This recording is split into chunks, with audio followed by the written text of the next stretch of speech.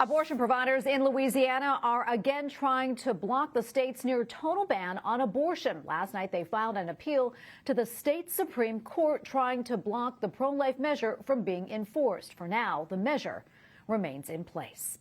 In Missouri, Democrats are asking a pair of neighboring states to help pay for and provide abortions.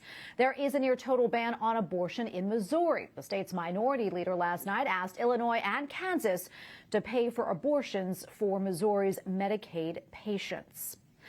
Florida's Governor Ron DeSantis is taking a strong stance on so-called gender-affirming care, saying doctors who perform gender reassignment surgeries on minors experiencing gender dysphoria should be sued.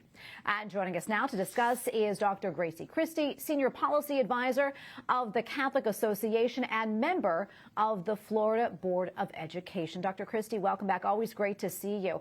Let's talk more about what Governor DeSantis said. What do you think? Do you think doctors should face repercussions for performing these types of surgeries on children and teens? Well, generally, I am against doctors being sued, because doctors try really hard to do the right thing generally and sometimes make mistakes. But in this case, Governor DeSantis is exactly right. And it may take the threat of legal action by adults who, when they were minors, were mutilated and their puberties blocked and made infertile and put on a really bad road towards all sorts of problems in their future by doctors, that it may take a threat of legal action for them to reconsider the harm that these treatments are doing.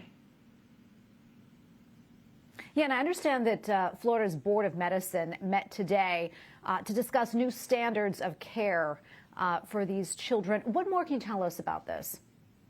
So the Department of Health in Florida asked Florida physicians to consider how dangerous it is for these so-called treatments for gender dysphoric children, and that these things should not be allowed for children. Things like puberty blocking with very strong drugs, also starting social transitions that almost inevitably end in hormonal and in surgical operations.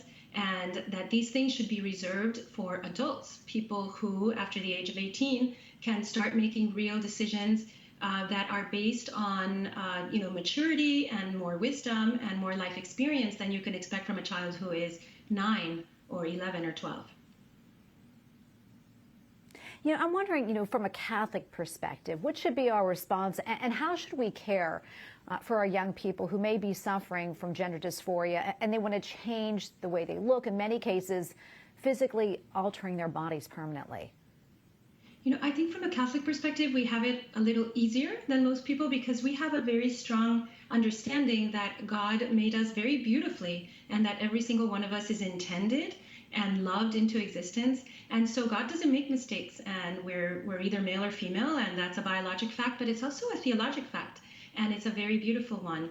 And when children reject the scientific, biologic reality of their bodies, that's something that we need to be very sympathetic to, because where are they hearing these terrible things? They're imbibing it from the culture. They're being maybe given bad advice from adults in their lives that shouldn't be giving them this advice.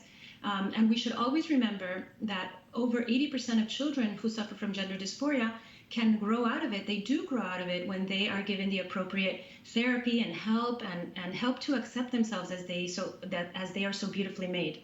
So a lot of sympathy, but a lot of confidence in the knowledge that children are either male or female, and this is a good thing, and we can help them get through these difficult times. We have about a minute left, but I quickly want to get to this question. Governor Ron DeSantis also suspended a state attorney without pay because that attorney said that he would not prosecute anyone who is seeking or performing abortions. I'd like to get your reaction to that. So Governor DeSantis is taking issue with something that we've seen all across the country, is prosecutors not wanting to do their jobs, not wanting to follow the will of the people and prosecute crimes that are prosecutable, that people need to be held accountable for. In the state of Florida, abortions now after 15 weeks elective abortions are not allowed. Transgender care for children is restricted and needs to be affirming the patient's actual biologic reality. And also other things that this man who was taken off his post publicly said that he would not support. So a prosecutor that will not support the laws of Florida does not belong at his job. So I think Governor DeSantis is doing a very nice job of doing the will of the people of Florida. Dr. Christie, thank you so much for your time. A lot going on in your home state of Florida. We appreciate you weighing in. Thank you.